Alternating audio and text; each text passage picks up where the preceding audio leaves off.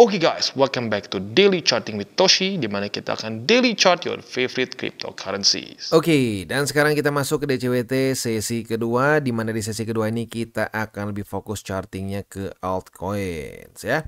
Oke, jadi kita bisa di sini ya, market masih cenderung vibe-nya bullish ya, dan tentunya altcoins juga banyak yang kebantu oleh momentum bullish yang dibawa oleh Bitcoin ya. Nah, fundamentalnya kita udah bahas tadi pagi ya, si Trump. Nah, buat yang penasaran boleh nonton di DCWT sesi 1 yang sudah kita upload tadi pagi ya, jam 11:30 lah ya.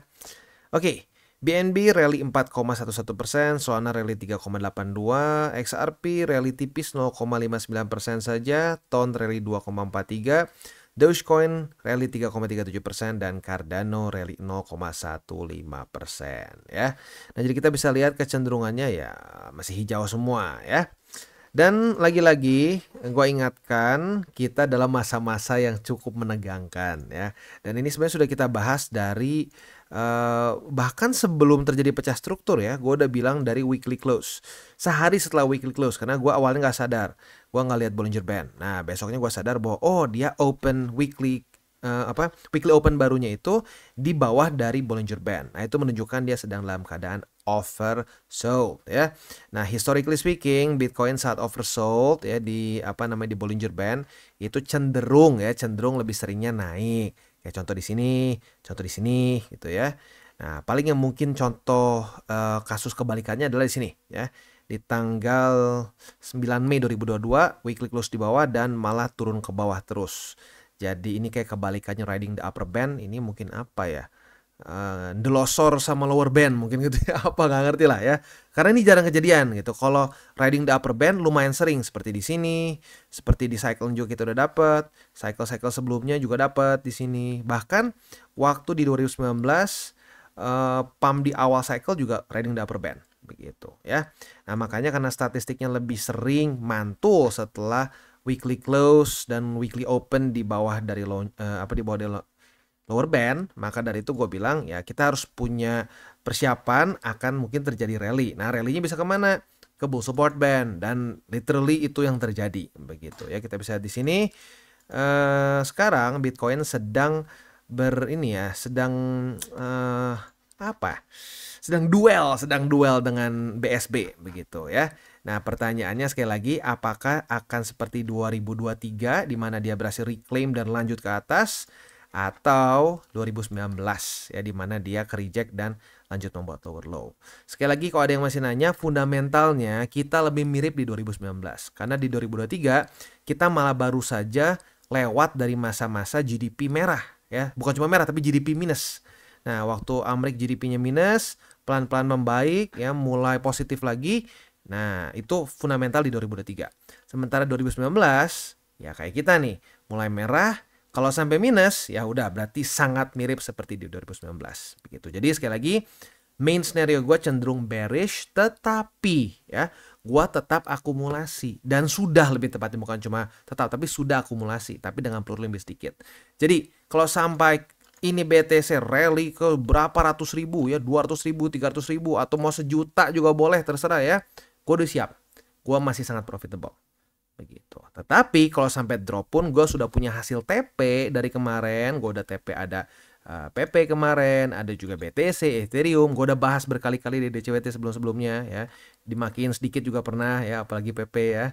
Ya, tapi intinya apa? Gue udah ada modal lagi. Kalau sampai dia lebih dalam pun gue masih ada peluru begitu. Jadi lagi-lagi lu harus tahu my main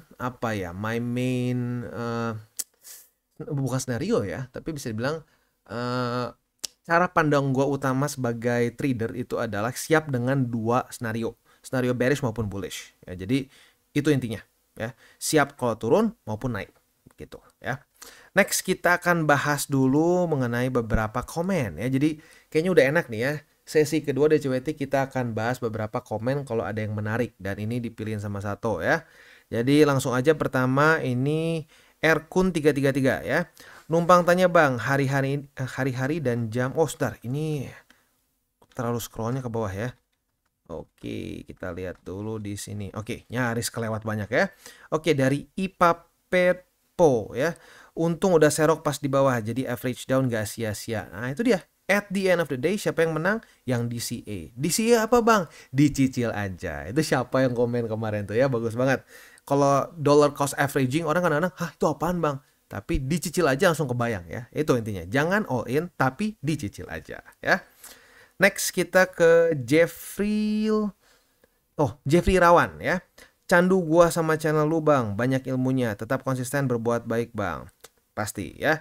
Thank you for the kind words. Lagi-lagi ya, gue berharap bisa semakin banyak orang yang terconvert dari cara berpikir yang deterministik jadi siap dua arah begitu ya. Next ada Agan 5282 ya.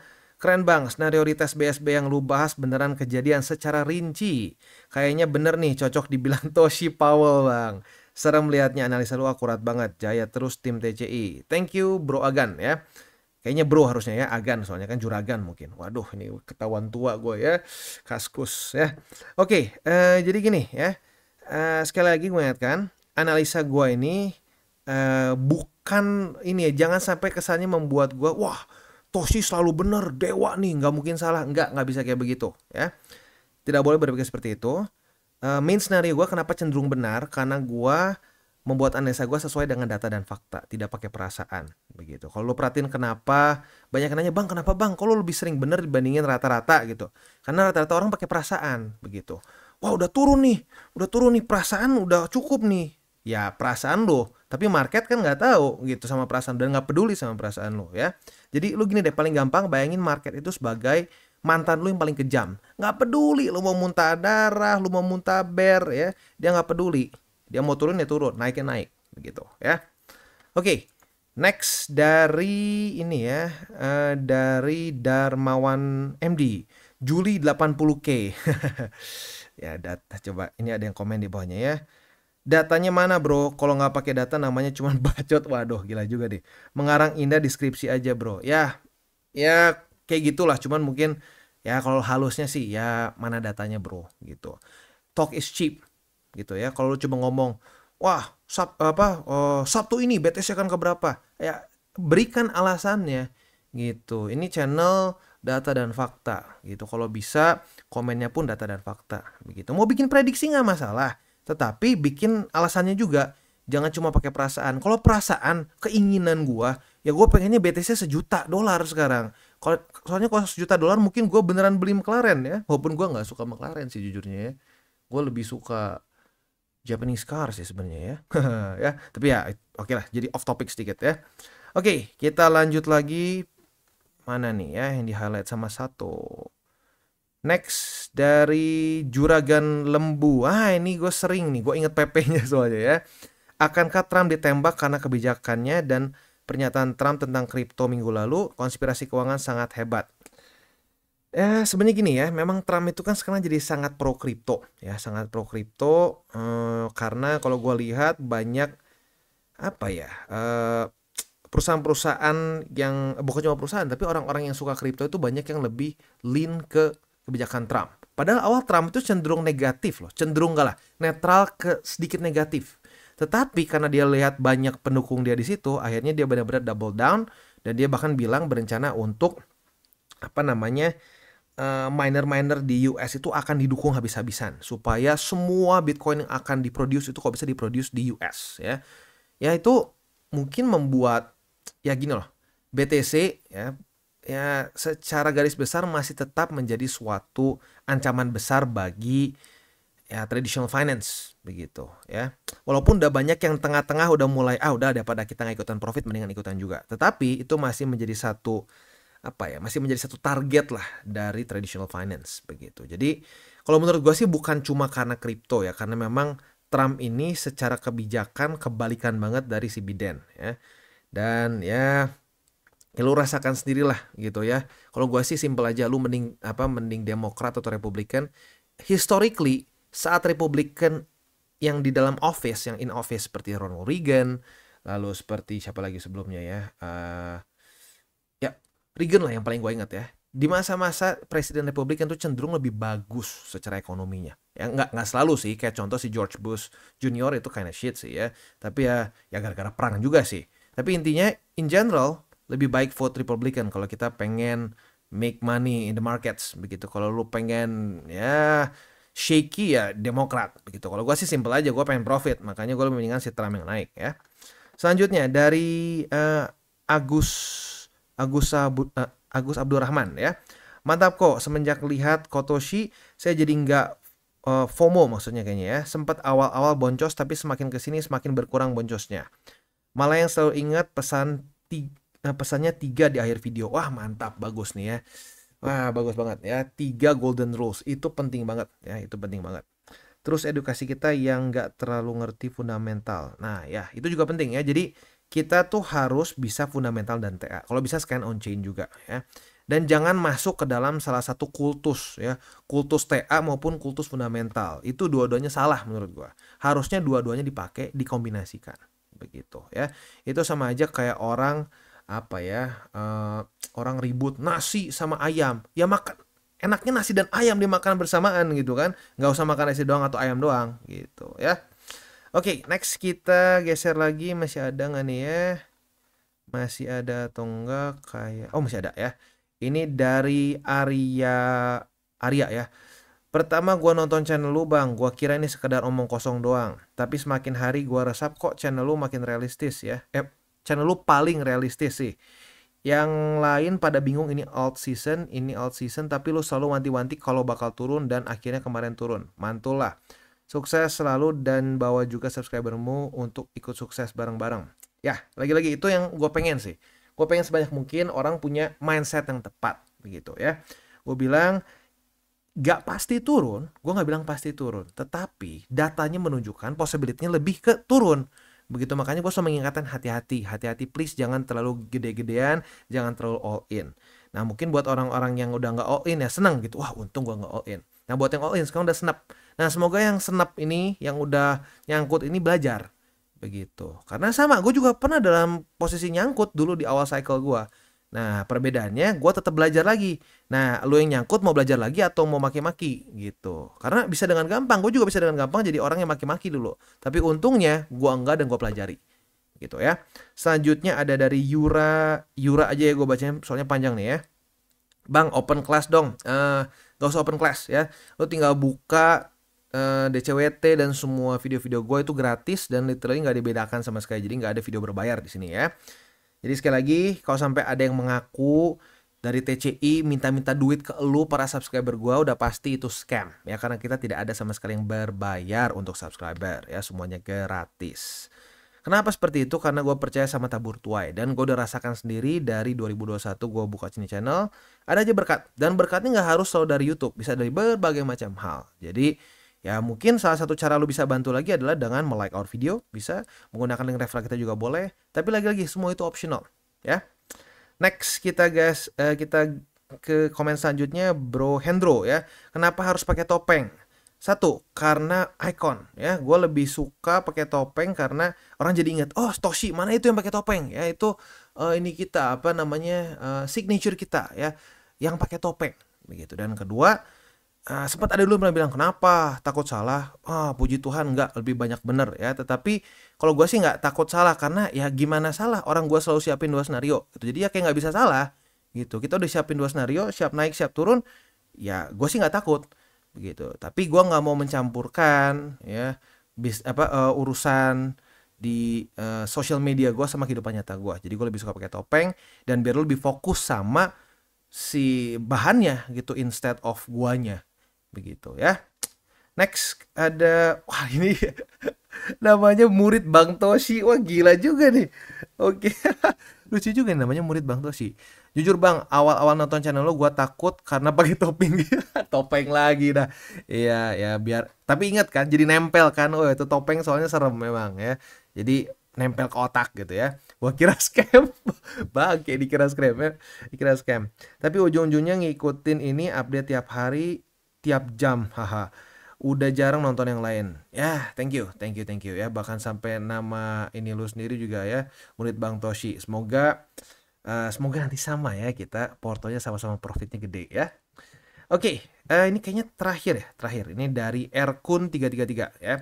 Numpang tanya bang, hari-hari dan jam-jam ideal untuk trading biasanya jam berapa bang? Saya masih baru ngeraba-raba dunia trading belakangan ini.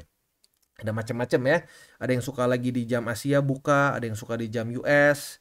Tapi kalau gua, kita lihat di DCWT, itu gua nggak terlalu mentingin jam karena gua tradingnya itu basically bisa dibilang swing lah. Ya, jadi eh, ngaruh ada ngaruhnya sih. Tapi kalau gua setupnya ya sampai daily close aja gitu. Dan itu menurut gua lebih enak buat rata-rata orang juga karena nggak semua orang bisa bangun dengan jam-jam tertentu. Dan bahkan gue lihat beberapa komen juga sempat ada yang nanya, "Duh Bang, sampai nggak bisa tidur gini gitu." Nggak, ya berarti sebenarnya gini, lu jangan sampai scalping sampai nggak bisa tidur gitu karena secara statistiknya scalping banyaknya lebih banyak rugi dibandingin swing gitu, apalagi dibandingin sama position trader. Jadi kalau gua pribadi sih tetap kalau bisa di daily. Kalau lu mau yang scalping nggak boleh, tapi jangan terus-terusan juga gitu. Apalagi lu punya kerjaan lain, lu bukan full time trader, mendingan swing trade, lu lihat di DCWT aja setupnya di daily begitu biar nggak pusing. Jadi ya lu udah apa? Jadi lu ada kerjaan tuh nggak keganggu gitu. Menurut gua sih lebih baik begitu ya. Oke, udah ya kurang lebih seperti itu. Next kita akan kembali mengingatkan malam ini Jerome Powell siap untuk kembali membuat market volatile ya. Jam setengah 12 malam akan ada speech dari Jerome Powell ya. Kira-kira apa statementnya? Kalau menurut gue sih ya pokoknya kita nggak tahu dia mau ngomong apa. Lebih baik kita siap-siap ada volatilitas begitu. Tapi intinya kalau cenderung hawkish ya akan membuat market drop. Kalau dovish akan membuat market cenderung rally. Gitu, as simple as that ya. Oke, itu untuk hari ini. Besok tuh dari US akan ada retail sales ya dan core retail sales. That's it ya. Next kita akan umumkan roster kita hari ini. Render, BNB, Ton, Manta, dan Cardano. Nah, sebelum kita masuk seperti biasa gue akan disclaimer dulu bahwa semua konten dari TCI bukanlah financial advice. Ini semua bentuknya adalah edukasi ya. Lalu bagaimana cara untuk mendukung TCI? Ada banyak caranya. Lu bisa like our video, bisa share our video, atau juga bisa menggunakan link referral kita di bawah. Nah, sekarang kita akan dengar dulu pesan-pesan dari sponsor kita pada hari ini. Oke, today's video is brought to you by Bybit. Di mana di Bybit ini kita bisa melakukan berbagai macam hal ya, mulai dari yang newbie sampai yang sudah advance. Buat mungkin lo merasa bahwa aduh bang, gue masih nggak ngerti nih TA, gue masih nggak ngerti charting dan seterusnya, tapi pengen akumulasi, pengen DCA murni, bisa lo tinggal masuk ke sini one click buy, di mana lo bisa pilih lo mau pakai apa ya fiatnya, lo tinggal pilih juga asetnya apa ya. Misalkan lo pengen akumulasi BTC, misalkan setiap hari Senin jam 7 pagi, misalkan gue pengen akumulasi BTC sebesar 100.000 rupiah misalkan ya, lu bisa langsung lakukan di sini. Bisa peer to peer, bisa Dana, Bank BRI dan lain-lain. Ini gila ya, bisa pakai BCA Mobile dan seterusnya. Jadi Bybit ini memang cocok banget buat orang-orang yang tinggal di Indo ya, bisa langsung pakai bank-bank yang memang sudah biasa kita pakai di Indo ya. Nah, buat yang intermediate sampai advance juga di sini ada spot, nah, dan juga ada leverage tokens, dan tentu juga ada derivatives trading, di mana kita bisa menggunakan kontrak yang USDT maupun USDC. Jadi di sini lo bisa pakai USDC ya, karena nggak semua exchanger bisa menerima untuk futuresnya pakai USDC ya. Dan tentu juga lo bisa earning bunga juga dari kripto lo dan lain-lain. Dan tentu juga di sini kita bisa melakukan copy trade ya, di mana copy trade dari Bybit ini sudah cukup terkenal ya, dan kita bisa mendapatkan keuntungan juga. First copy trade kita bisa ada protection 100 USDT loss coverage ya, dan seterusnya ya. Jadi buat lo yang tertarik bisa silakan pakai. Klik di link referral kita di bawah. Kita masuk ke Render. Untuk Render dia berhasil pump hari ini 6,15%, tetapi masih belum terjadi reclaim ya. Maka dari itu kita lihat besok jam 7 pagi daily close-nya seperti apa. Untuk sekarang buy limitnya masih sama, berarti di 5,18, di 4,78 dan di 4,599. Nah, untuk posisi futuresnya lagi-lagi kita lihat besok. Kalau ternyata daily close-nya masih di bawah dari 6,34, maka kita bisa limit posisi short ya. Tapi sekali lagi dengan syarat apa? Dia daily close-nya di bawah dari 6,34. Kalau di atas ya kita tinggal tunggu setup posisi long ya. Nah, untuk struktur ada yang baru terbentuk juga di sini, berarti di 5,95 ya. Oke, next kita geser ke BNB. Untuk BNB dia kemarin berhasil reclaim EMA20, nggak pakai retest, langsung hari ini pump lagi ya. Oh sorry, nggak pump, 3% lah, dia rally 3% ya. Nah maka dari itu buy limit sekarang jadi geser ya. Buy limit pertama di EMA20, buy limit kedua di 507,1, dan buy limit ketiga di MA200 di 495,5 ya. Nah, untuk posisi futures kita lihat kalau besok daily close jam 7 di bawah dari 560,1, maka kita bisa limit posisi short, retest kedua otomatis kebuka posisi short, dan target TP di MA20. Next kita masuk ke TON. Untuk TON sudah terjadi retest 1, retest 2 di MA20 sebagai resisten. Artinya kita sudah dapat posisi short dan target TP kita di MA50. Tapi ingat ya, dekat-dekat ke jam setengah 12, pertimbangkan untuk tutup posisi kalau belum kena target TP ya. Posisi spotnya di MA50 atau di 7,241, buy limit kedua di 6,79 dan buy limit ketiga cukup jauh di bawah di angka 5,965 ya. Next kita masuk ke Manta. Untuk Manta di sini nah tergantung nih, lu kena cut loss atau enggak kayaknya tergantung dari lu tutup posisi nggak? Karena kemarin sebenarnya kan ada data-data penting. Kalau lu konservatif, ngikutin saran kita, kemungkinan besar antara BEP ya, break even point aja, jadi nggak untung nggak rugi atau sedikit profit ya. Tapi buat lu yang tahan, sama lu ditahan terus posisinya sampai tembus, ya berarti sedikit cut loss ya. Jadi lagi-lagi agresif tuh nggak selalu lebih profitable. Agresif kadang-kadang bisa kayak gini. Lu tadinya harusnya bisa selamat, malah jadi enggak. Ya, jadi lagi-lagi agresif, konservatif, intermediate itu adalah risk profile ya, bukan mana yang lebih profit begitu. Karena dua-duanya bisa sometimes miss profit, sometimes malah lebih profit begitu ya. Oke, itu kurang lebih untuk posisi shortnya. Untuk posisi spotnya karena terjadi reclaim berarti di 0,865 itu jadi buy limit 1, buy limit 2 di 0,784 dan buy limit 3 di 0,749 ya. Next kita masuk ke Cardano. Untuk Cardano gila ya, momentumnya luar biasa. Kemarin lusa nembus lagi, tetapi ya kemarin tanggal 14 Juli malah mulai koreksi. Nah, sudah terjadi retest pertama di 0,42735, maka kalau terjadi retest kedua pada hari ini, kita bisa buka posisi long dengan target TP di 0,444 ya. Nah, untuk posisi spotnya masih mirip-mirip kemarin ya. Buy limit pertama sudah kena, buat lo yang pasang sudah dapat harusnya, tapi buat lo yang belum pasang silahkan di 0,4273 di MA50 untuk buy limit kedua, dan ketiga di 0,396 ya. Itu kurang lebih setup untuk DCWT sesi kedua. Sekali lagi gue ingatkan ya, 3 golden rules. Gue happy banget tadi ada yang inget 3 golden rules ya. Semoga ini benar-benar masuk ke semua otak para subscriber gue, karena ini penting banget. Yang pertama, jangan pakai uang panas. Yang kedua, jangan over leverage. Dan ketiga, berpikirlah jangka panjang. Oke guys, jadi itu adalah akhir dari segmen DCWT kita pada hari ini. Dan jangan lupa bagi kalian yang merasakan manfaat dari segmen ini, jangan lupa untuk share ke teman-teman kalian. Dan apabila lu pengen mensupport channel kita, ya TCI, jangan lupa untuk menggunakan link referral kita di bawah. Nggak wajib ya, tetapi apabila lu menggunakan link referral kita di bawah, ada macam-macam ya, dari Bybit, Huobi, Maxi, toko kripto, dan banyak lagi ya. Ya, walaupun nggak wajib, tapi kalau menggunakan link referral kita, lu secara langsung membantu perkembangan dari TCI. Dan satu lagi, jangan lupa juga untuk join Telegram group kita, di mana kita bisa ngobrol-ngobrol santai mengenai dunia cryptocurrency secara dua arah. So, jangan lupa untuk like, subscribe, klik the bell icon, and see you on the next video.